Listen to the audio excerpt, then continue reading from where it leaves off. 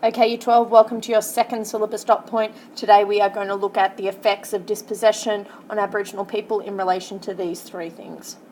Okay, first off, to work out what dispossession is, we need to first define it. It means to deprive another person of a possession or occupancy. I'm assuming now some of you have a vague idea of some of the history of Australia and what happened to Aboriginal people, but we're going to outline it anyway.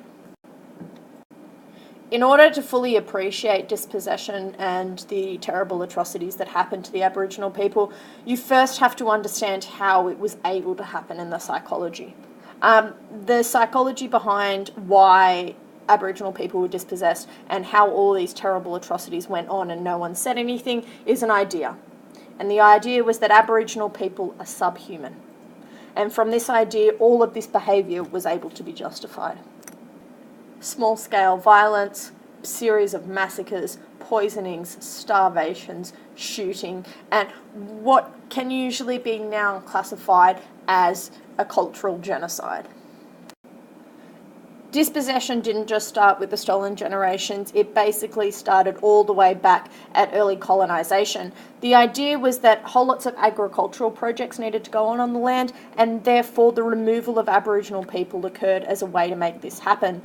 Also, the natural diseases that the Europeans brought with them wiped out large numbers of Aboriginal people. The thinking was that this wouldn't be an ongoing problem, Aboriginal occupancy of the land, because by natural selection, the Aboriginal people, because they were subhuman, would simply be eradicated as a people. It wasn't until the mid-1880s that the process of dispossession on a large scale began. And the idea and the aim was to remove Aboriginal children from, quote, unsuitable environments and place them in the protection of the state. This occurred on missions. So these missions, some were run by the government, some were run by Christian churches, and the intent was to isolate Aboriginal children from their community, civilise them, and slowly, quote, breed the Aboriginal out of them.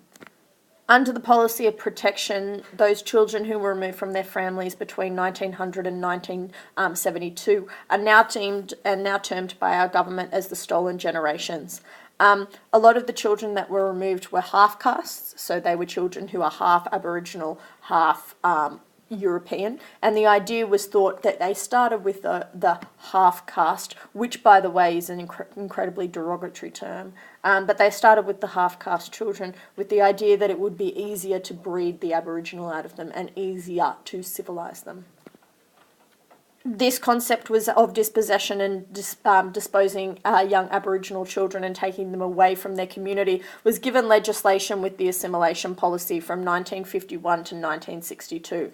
This is when a lot of the dispossession actually occurred, and like I said, the intention was to assimilate Aboriginal children into white society. So after the missions, they were sent to foster homes and institutions where they were asked to do somewhat menial tasks, but were attempted to be civilised and assimilated into white society. Some were well cared for, some were looked after, but others suffered maltreatment, sexual exploitation, and humiliation. The Human Rights and Equal Opportunity Commission estimate that between 1 in 3 and 1 in 10 Aboriginal children were separated from their family since the start of dispossession, really in the 1900s, up until the end in 1972.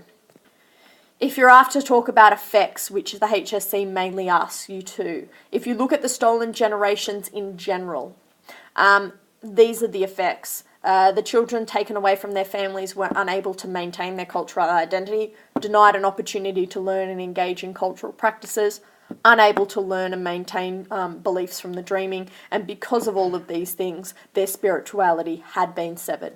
Furthermore to this, they were dislocated from their land being their main form of identity. Because the dreaming is inextricably linked to the land, they are therefore severed from their dreaming story.